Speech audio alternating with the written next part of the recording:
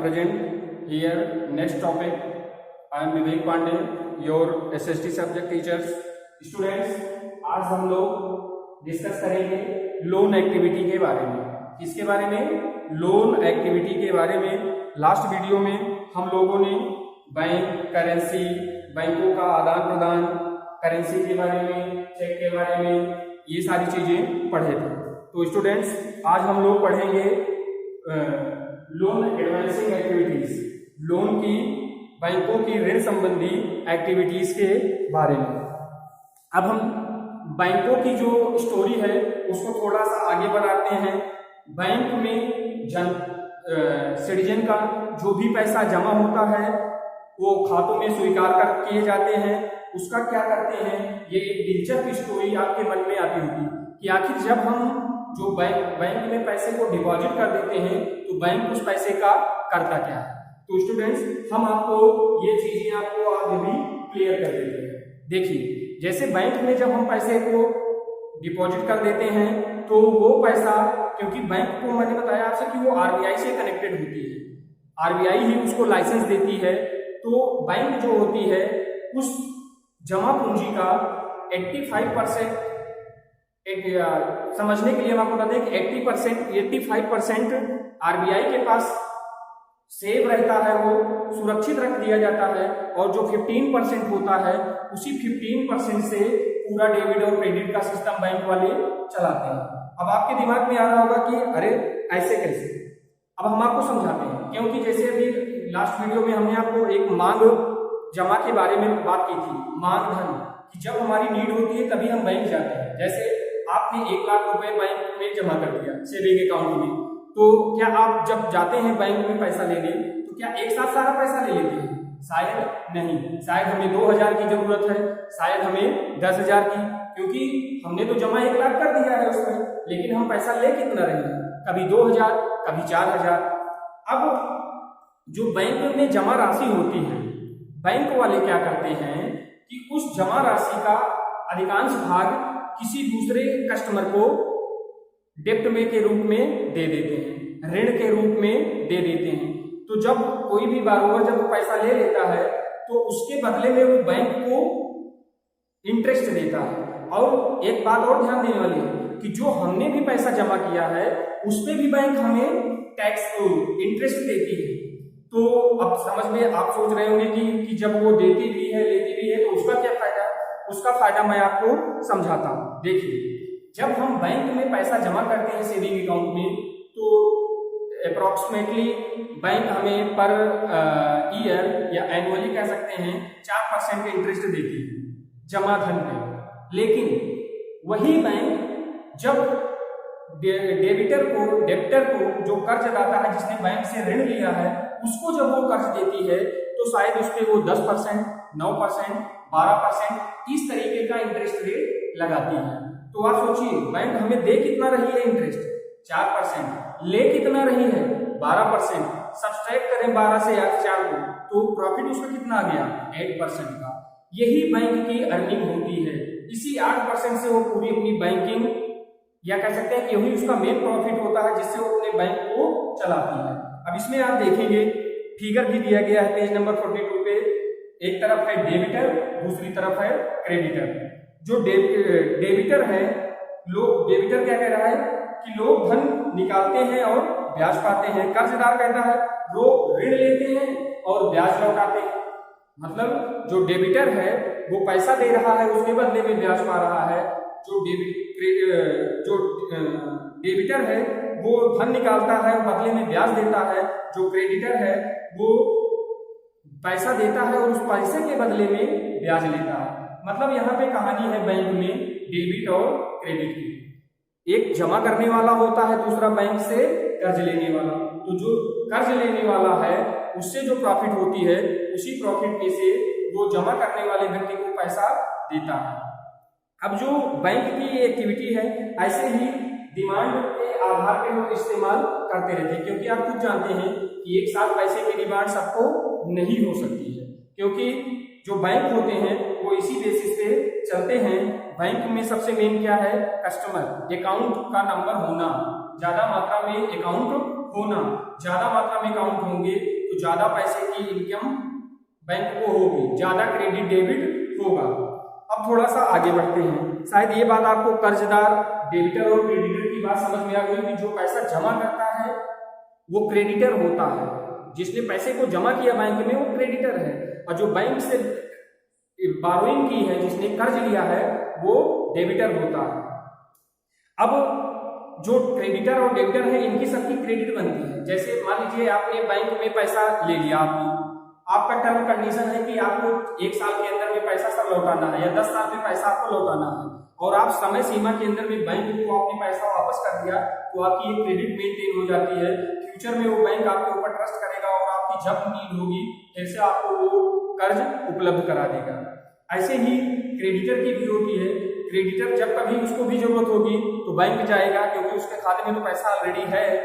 अब ये पैसा भी जो जमा होता है कई रूप में होता है, एक सेविंग अकाउंट में होता है, दूसरा उसी सेविंग अकाउंट से लोग पैसा उसी बैंक में एफडी कर देते हैं, फिक्स्ड डिपॉजिट। अब फिक्स्ड डिपॉजिट में क्या होता है कि उसमें टाइम बाउंडेशन कर दिया जाता है, टाइम बाउंडेशन। अब सेविंग अकाउंट में क्या होता है, सेविंग अकाउंट में आप जब चाहें तब पैसा ले सकते हैं, दिन भर में एक बार आप जमा कर सकते हैं और ये ले सकते हैं। लेकिन अगर एफडी आप नहीं करते, फिक्स्ड डिपॉजिट आप नहीं करते हैं, तो इसमें डेट मेंशन हो जाती है कि आपको फला डेट पे पैसा मिलेगा। जैसे आप इसमें भी होता है 1 महीने के लिए, 60 डेज के लिए, 90 डेज के लिए, 180 डेज के लिए, 360 डेज के लिए, या इससे ऊपर 10 साल 11 साल तक के लिए होता है कि आप उसमें टाइम बाउंड कर देते हैं कि हम इतने बाद पैसा लेंगे और उतने टाइम के बाद वो पैसा आपको ब्याज सहित बैंक आपको लौटा देता है। अब इसमें बात ध्यान देने में, बहुत सारे लोगों को आपने देखा होगा कहते हैं कि भाई मेरी बैंक में एफडी है। कहते हैं कि लोग आज हमने इसमें 1000 रुपया जमा किया, अब हमें वो आफ्टर सम टाइम 1000 को 2000 के रूप में हमें वापस कर देंगे। अब ये 1000 2000 कैसे बन गए? 1000 2000 इस तरह से बन गया क्योंकि ये 1000 जब जमा किया गया बैंक में पैसा तो उसके ऊपर इंटरेस्ट लगना शुरू हुआ, और वो इंटरेस्ट लगते लगते 7 साल 8 साल 10 साल में ये 1 के बराबर 2 हो गया, ये 1 के बराबर 2 हो गया। जैसे इस समय बहुत सारी स्कीमें हैं, आजकल तो लोग पैसे को अलग अलग फॉर्म में डिपॉजिट किए हुए हैं। आजकल तो म्यूचुअल फंड भी आ गया है लिक्विडिटी के आधार पे, जिसमें रिस्क भी है कि लोग 2 साल में ही पैसे को डबल कर लेते हैं, कुछ लोग 6 साल में कर लेते हैं, कुछ लोग 10 साल में करते हैं। ये जैसे जिसकी नॉलेज है उसी हिसाब से वो पैसे का यूज करते हैं। थोड़ा सा आगे बढ़ते हैं। जो क्रेडिट है, क्रेडिट की 2 डिफरेंट कंडीशन अब आपके सामने है। जो हमारी डेली लाइफ है, डेली लाइफ में बहुत सारे ऐसे लेन देन होते हैं जिसमें किसी ना किसी रूप में ऋण का प्रयोग किया जाता है। ऋण से हमारा मानना है कि सहमति से, जैसे हम साहूकार से कभी कभी कर्ज ले लेते हैं और उससे कर्ज लेकर के हम वस्तुएं उपलब्ध कराते हैं, जब हमारा काम हो जाता है तो साहूकार को पैसा वापस कर देते हैं। इसी तरीके से डिफरेंट टाइप में आजकल बैंकें हैं, बैंकें भी हमें आजकल कर्ज प्रोवाइड करा रही हैं। अब थोड़ा सा पेज नंबर जो 45 पे कहानियां दी गई हैं उसमें है फेस्टिवल सीजन। फेस्टिवल सीजन को आप पढ़ेंगे तो उसमें दिखाया गया है कि अब से 2 महीने बाद फेस्टिवल सीजन स्टार्ट हो जाएगा, फेस्टिवल आ जाएगा, और इस महीने में जो एक व्यक्ति है जिसका नाम इसमें दिखाया गया है कि सलीम है, सलीम कोबलर है या कह सकते हैं कि जूता बनाने वाला है, नया जूता बना करके वो बेचता है। वो कहता है कि अगले 2 महीने बाद त्योहार का सीजन है, उस समय जूते की डिमांड होगी, अगर मेरे पास इस समय पैसे हो जाते तो हम जूता बना करके मार्केट में बेचते और उसके बदले में हमें प्रॉफिट हो जाता। अब इसमें क्या दिया गया है कि जो सलीम है, सलीम बैंक से कर्ज लेता है, और कर्ज कितना लेता है? 3000 जोड़ी जूते बनाने के लिए वो कर्ज लेता है, उससे लेदर खरीदता है, थ्रेड खरीदता है, पूरी लेबरिंग करता है, बाद में मार्केट में वो जा करके उस शूज को सेल कर देता है। सेल करने के बाद जब उसके शूज सेल हो जाते हैं तो सेल होने के बाद वो उसको प्रॉफिट जो होता है वो प्रॉफिट से अपने परिवार को भी चलाता है, और जो पैसा होता है उस पैसे को वो जमा भी कर देता है बैंक में। इस तरीके से देखा जाए तो जो सलीम की एक्टिविटी है, कैपिटल की नीड को उसने ऋण से पूरा किया, डेब्ट से पूरा किया, और उस डेब्ट से जो उसका प्रोडक्शन हुआ उसको उसने उस प्रोडक्शन के पैसे से उसने समय पर अपने डेब्ट को बैंक में पे कर दिया। अब दूसरी कहानी है, एक कैरेक्टर है स्वप्ना। स्वप्ना क्या है, एक स्मॉल फार्मर है जो मूंगफली की खेती करती है गांव में, और उस उम्मीद पर कर्ज ले लेती है कि जब मेरी मूंगफली की फसल हो जाएगी तब मैं ये पैसा वापस कर दूंगी। हालांकि उसने कर्ज लिया, मूंगफली की खेती की, लेकिन कुछ मौसम की गड़बड़ी की वजह से उसकी फसल बर्बाद हो जाती है। जब बर्बाद हो जाती है तो कोई उसको खास फायदा नहीं होता है और वो उस कर्ज को चुका नहीं पाती है। तो फाइनली इसमें दिखाया गया है कि उस मूंगफली वाले डेब्ट की वजह से जो स्वप्ना है उसकी इतनी कमाई नहीं हुई कि वो अपना लिया हुआ कर्ज वापस कर सके, और उस कर्ज को फाइनली उसको वापस करने तक में अपनी जमीन का एक छोटा सा हिस्सा उसे बेच करके तब वो कर्ज से मुक्त हो पाई। तो आपने स्टूडेंट्स दो कहानियां देखी, एक सलीम की थी, दूसरी स्वप्ना की। अब थोड़ा सा आगे बढ़ते हैं। अगर रूरल एरिया में देखें तो रूरल एरिया में सबसे मेन बात होती है कि किस क्रॉप्स की डिमांड है। अगर हम उस क्रॉप्स को जनरेट करें, क्रॉपिंग करें उसकी, तो ज्यादा अच्छा होगा। अब देखा जाए इसमें तो हर क्रॉपिंग पैटर्न में आप देखते हैं कि 3 से 4 महीने लगता है। उस महीने में हमें अगर अर्ली हम क्रॉपिंग कर देते हैं तो हमारी फसल भी अर्ली टाइप प्रिपेयर हो जाती है और उससे हमें प्रॉफिट ज्यादा हो जाती है। अब स्वप्ना के मैटर में क्या हुआ कि स्वप्ना के मैटर में क्या हुआ कि फसल बर्बाद हो जाने के बाद जो कर्ज की अदायगी उसके लिए इम्पॉसिबल हो गई। अब उस डेब्ट को पूरा करने के लिए उसे अपनी जमीन बेचनी पड़ी, लेकिन ऋण ने स्वप्ना की कमाई को बढ़ाने के बजाय क्या किया कि उसको और उलझा दिया। एक तरीके से कहा जाए तो डेब्ट ट्रैप में फंसा दिया, और वो डेब्ट ट्रैप इस तरह हुआ कि वो अपनी जमीन का एक छोटा सा हिस्सा उसको बेचने पे मजबूर होना पड़ा। तो इस तरीके से आपने अभी देखा कि जो दो कहानियां थी उससे आपको समझ में आ गया कि दोनों ने कर्ज लिया, लेकिन एक के लिए फायदेमंद रहा, दूसरे के लिए फायदेमंद नहीं रहा। अब थोड़ा सा आगे बढ़ते हैं। अब आगे बढ़ेंगे तो जो बैंक की लोन एक्टिविटी है उस समय जो लोन हम लेते हैं, लोन में कुछ शर्तें दे दी जाती हैं, कुछ शर्त होती है। शर्त क्या होती है उसके बारे में हम आपको अब समझाएंगे। जैसे कर्ज भी कई तरीके के हैं, जैसे आप लोगों ने आज मॉडर्न टाइम पे देखा होगा कि कहते हैं कि education loan, car loan, home loan, इस तरीके के बहुत सारे लोन बैंक आजकल हम लोगों को प्रोवाइड कराता है। पेज नंबर 45 पे ही आप देखेंगे तो एक होम लोन का फिगर दिया गया है। होम लोन के लिए अप्लाई कौन कर रहा है? एक कैरेक्टर है मेघा। मेघा ने घर खरीदने के लिए बैंक से 5 लाख रुपए का कर्ज लिया। इस कर्ज पर उसे 12% ईयरली इंटरेस्ट देना था और 10 साल के मासिक किस्तों में इसको उसको पूरा करना था। उसने, क्योंकि मेघा जो थी वो एम्प्लॉयर थी, सर्विस करती थी, उसको हर महीने सैलरी मिलती थी, और उसने अपनी सैलरी के सारे बैंक के सारे जहां पे उसको सैलरी मिलती थी जिस विभाग से, उसका सारा कागजात लेकर के वो बैंक जाती है, बैंक के अधिकारी को दिखाती है। मेघा द्वारा ब्याज से पैसा लौटाने से के लिए जब वो सेटिस्फाइड हो जाते हैं बैंक वाले, तो मेघा को कर्ज प्रोवाइड करा देते हैं। इस तरीके से मेघा को घर मिल जाता है। लेकिन क्या स्वप्ना को भी इस तरह से घर मिल सकता है? ये आपको सोचना चाहिए, शायद नहीं मिल पाएगा। क्यों? क्योंकि उसके पास कोई एक परमानेंट जॉब नहीं थी। अब यही जो बैंक ने सिस्टम सेट किया कोलेट्रल का, एक तरीके से क्या रहा, जो बैंक में उसने अपना कागज वगैरह रखा, वो उसके लिए क्या था? कोलेट्रल था। कोलेट्रल के बिना बैंक कभी भी लोन प्रोवाइड नहीं कराते हैं।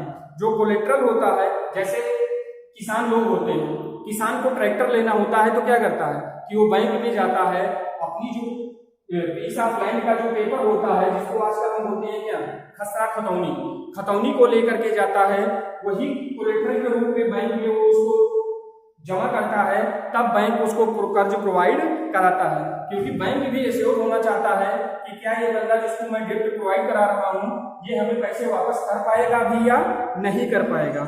इसीलिए वो थोड़ा सा कुछ ना कुछ कोलेट्रल अपने पास रखता है। इसी तरीके से आप देखेंगे कार लोन में भी है। अब पेज नंबर 46 और 47 पे देखेंगे तो आपको डिफरेंट टाइप के क्रेडिट के मैनेजमेंट सिस्टम दिए गए हैं। इसमें अलग अलग तरीके के विलेज के एग्जाम्पल दिए गए हैं, जिसमें रोहित और रंजन हैं, दो कैरेक्टर हैं रोहित और रंजन, जो अपनी इस क्लास के जो डेप्थ संबंधित जो चीजें आपको हम बता रहे हैं उसके बारे में वो आपस में डिस्कशन कर रहे हैं कि ये ऋण होता क्या है, ऋण की शर्तें क्या हैं। तो जैसे हमने बताया कि ऋण की शर्त में सबसे मेन होता है कोलेट्रल। अब इसमें दिखाया गया है कि 15 नवंबर 2006 को हम सीधा उन पीस ऑफ लैंड पे जाएंगे जहां पे ज्यादातर समय किसान और मजदूर काम कर रहे होते हैं। तो हम देखेंगे कि कैसे किसान अपनी जमीन पर काम करते रहते हैं, कभी आलू की खेती की फसल में, कभी आलू की फसल की खेती में लगे रहते हैं, कभी गेहूं के, कभी चने की, कभी धान की। इसी तरीके से जो हमारा किसान होता है वो पूरी तरीके से अपने काम में तल्लीन रहता है। अब इसमें जो इस कहानी में दिखाया गया है, एक सोनपुर गांव की घटना दिखाई गई है। गांव का नाम क्या है? सोनपुर, जहां पे डिफरेंट टाइप की सुविधाएं मौजूद हैं। और वहीं उसी गांव में एक किसान है जिसका नाम है श्यामल। श्यामल से लोग मिलते हैं, क्यों? अब श्यामल से मिलते हैं और उसकी कंडीशन के बारे में जानते हैं। कहानी में जब आप और आगे पढ़ेंगे तो आपको पता चलेगा कि जो श्यामल है उसके पास 1.5 एकड़ लैंड है। उसी पे वो क्रॉपिंग करने के लिए, क्योंकि जो सीजन होता है सीजन के अकॉर्डिंग वो अपनी क्रॉपिंग करता है, उस पे काम करने के लिए उस पे पूंजी जो लगती है उसके लिए वो 5% मासिक के इंटरेस्ट पे कर्ज लेता है। और वो कर्ज एक कृषि व्यापारी से लेता है और उसके बाद वो अपना काम करता है। जब उसका काम हो जाता है, प्रोडक्शन हो जाता है, तो वो पैसा ब्याज सहित उसको वापस लौटा देता है। इसी तरीके से देखेंगे तो आप देखेंगे कि अलग अलग किसान अलग अलग तरीके से लोन लेकर के या सेठ साहूकारों से पैसा लेकर के अपना कृषि कार्य करते रहते हैं। इसी कड़ी में जो बच्चे थे वो एक अगले किसान से मिलते हैं सोनपुर के ही, जिसका नाम अरुण कुमार है। अरुण कुमार जो है वो सोनपुर में ही रहता है। उस कर्ज लेता है बैंक से 8.5% के इंटरेस्ट रेट पे, और बैंक कहती है कि आपको इसे अगले 3 साल में हमें वापस करना है। इससे वो क्या करता है कि आलू की खेती करता है। आलू की फसल होने पर वो आलू को सेल नहीं करता है, बल्कि आलू का अच्छा रेट मिले इसके लिए वो टाइम का इंतजार करता है और उस अपनी आलू को कोल्ड स्टोर में रख देता है।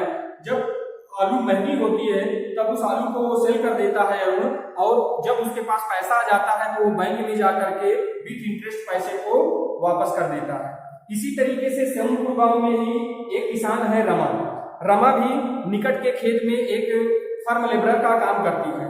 वो जो मीडियम फार्मर हैं, जो हाई लेवल के फार्मर हैं, उनके किसानों के साथ वो काम करती है भूस्वामी से, और उन्हीं के उस पे वो काम करके अपनी अर्निंग करती है।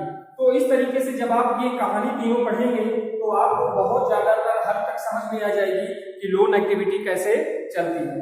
अब उसी में आगे दिया गया है कोऑपरेटिव जो समितियां होती हैं उससे कैसे ऋण लिया जाता है। बैंकों के अलावा ग्रामीण क्षेत्रों में कोऑपरेटिव सोसाइटी की स्थापना गवर्नमेंट के द्वारा की गई है। ये एक अलग रिसोर्स है जहां से किसान, बुनकर, फिशरीज वाले या जो भी लेबर हैं वो जाकर के वहां से अपना डेप्ट लेते हैं, मीन्स लोन सेंक्शन करवाते हैं और अपने खेती बाड़ी का काम करते हैं। और जो कृषि अधिकारी होता है या कृषक कोऑपरेटिव समिति का जो मेंबर होता है वो किसानों की हेल्प करता है।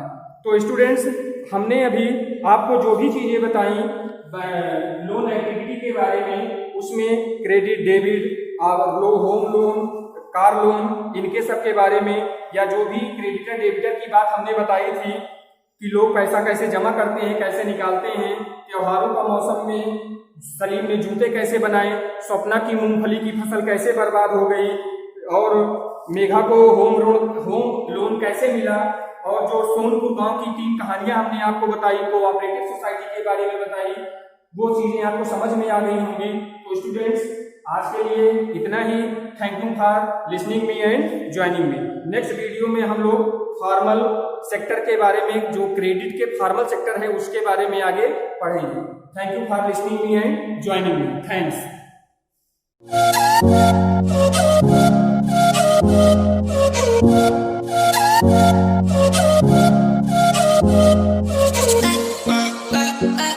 है।